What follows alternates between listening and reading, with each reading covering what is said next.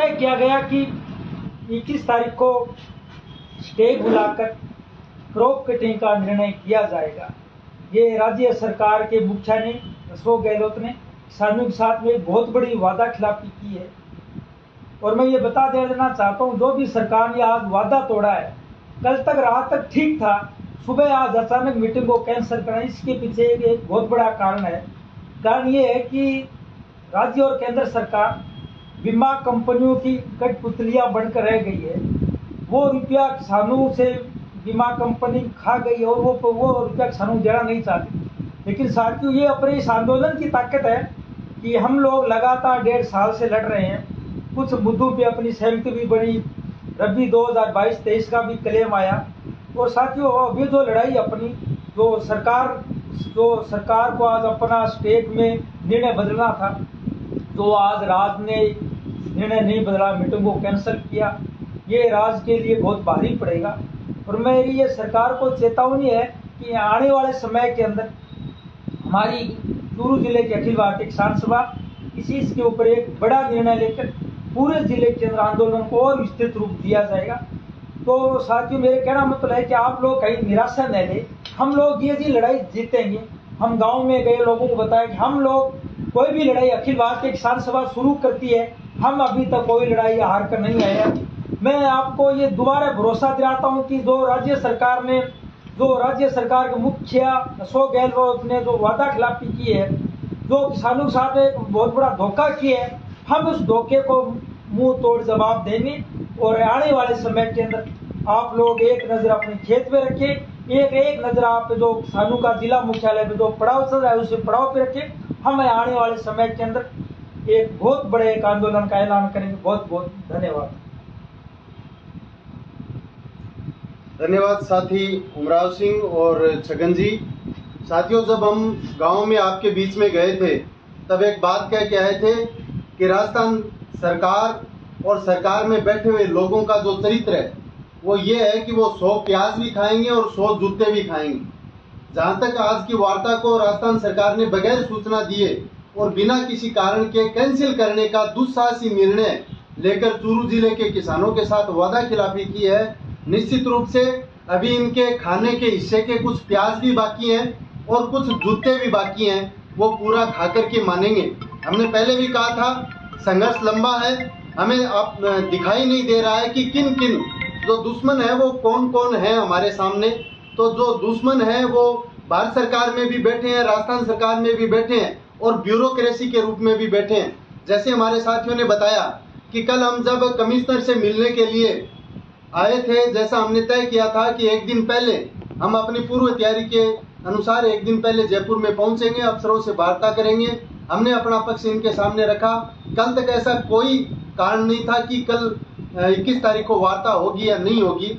आज सुबह जब हम गए तो उन्होंने कहा कि वार्ता रात को कैंसिल कर दी गई। हमने कहा फिर हमें सूचना क्यों नहीं दी गई?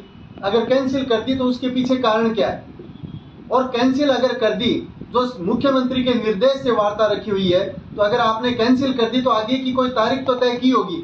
तो इन्होंने कैंसिल करने की ना तो सूचना दी ना तारीख तय की। लेकिन ये चूरू जिले का किसान है, फसल बीमा के मुद्दे के ऊपर पहले भी जो भी सरकार थी, चाहे उस समय केंद्र की मनमोहन सिंह जी की सरकार हो, चाहे उसके बाद मोदी जी, चाहे राजस्थान में उस समय की गहलोत साहब की सरकार हो, वसुंधरा जी की सरकार हो, चाहे आज की गहलोत साहब की सरकार हो, हमने अपने संघर्षों के मुद्दों के ऊपर किसान को जिताने के लिए इन सरकारों को हराने का काम किया है और अब भी इनको हरा करके किसान को जिताने का काम हम करेंगे। जयपुर में ही है, सुबह तक हमने जो पत्र मुख्यमंत्री को लिखा है, इसका अगर कोई जवाब नहीं आता है तो हम जल्दी धरने के ऊपर हमारे नेतृत्वकारी साथियों की बैठक बुला करके, जहां हमने आंदोलन को स्थगित किया था या जहां हमारे साथियों की राय बनेगी, वहां हम आंदोलन तेज करेंगे।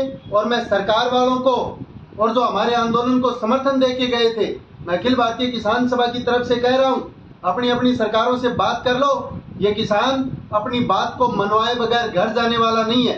ये कतई नहीं हो सकता कि चूरू की कलेक्ट्री के ऊपर जिले का किसान बैठा रहे और आप उन्हीं किसानों के गाँव में वोट मांगते घूमो। ये संभव बात नहीं है। हमें आने वाले समय में कोई कठोर निर्णय लेना पड़ेगा, उससे जो तकलीफें होंगी वो राजस्थान सरकार के लिए भी गलत होगी, सरकार के नुमाइंदों के लिए भी गलत होगी, और दिल्ली में बैठे सरकार के लोग जो कह रहे हैं कि राजस्थान की सरकार फैसला नहीं कर रही, हमने जो आज महसूस किया है कहीं न कहीं दोनों ही एक ही थैली के चट्टे बट्टे हैं।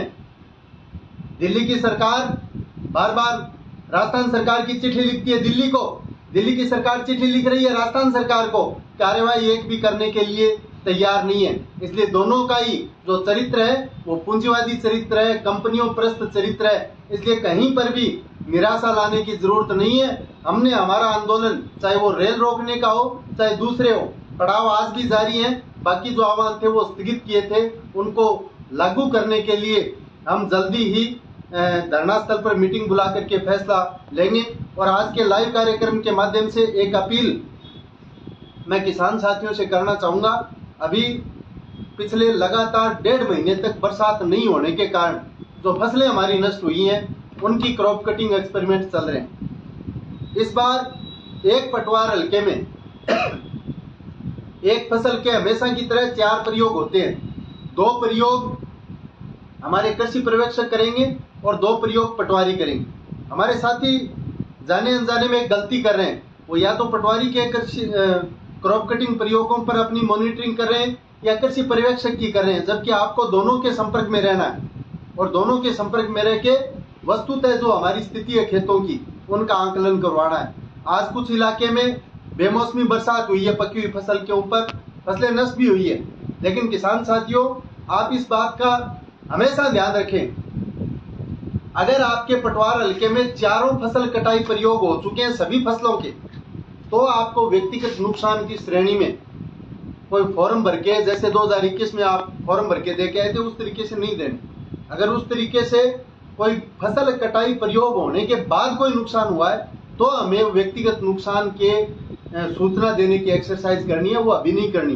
जहां तक मेरी जानकारी है फसल कटाई प्रयोग अभी चल रहे हैं। जिन इलाकों में हो गए हैं उसके बाद में कोई नुकसान होगा तो उसके लिए अलग प्रक्रिया है, उसके लिए आपको बता दिया जाएगा। आप तो गांव गांव में आंदोलन की चर्चा करो। आज की वार्ता सरकार ने कैंसिल कर दी, इसको लेकर के लोगों के बीच में बैठ करके चर्चा करके उन्हें तैयार करो और जो भी आह्वान आपको बताया जाएगा उस आह्वान पर इस बार अगला जो आंदोलन होगा वो और मजबूती के साथ और आक्रामक होगा।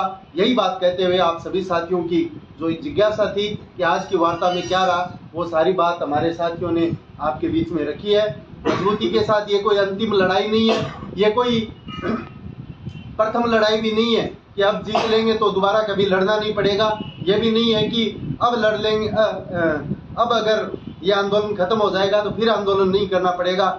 जब तक ये पूंजीवादी व्यवस्था रहेगी तब तक हमें इस व्यवस्था के खिलाफ लड़ना पड़ेगा।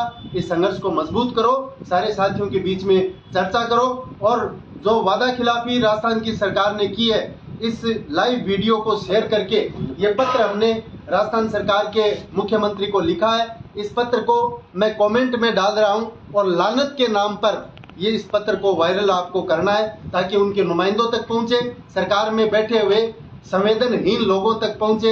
यही बात कहते हुए अपनी बात को खत्म करूंगा। सभी साथियों को बहुत बहुत धन्यवाद। इनकलाब जिंदाबाद, किसान एकता जिंदाबाद, अखिल भारतीय किसान सभा जिंदाबाद, हमारा संघर्ष जिंदाबाद। सभी साथियों को बहुत बहुत धन्यवाद।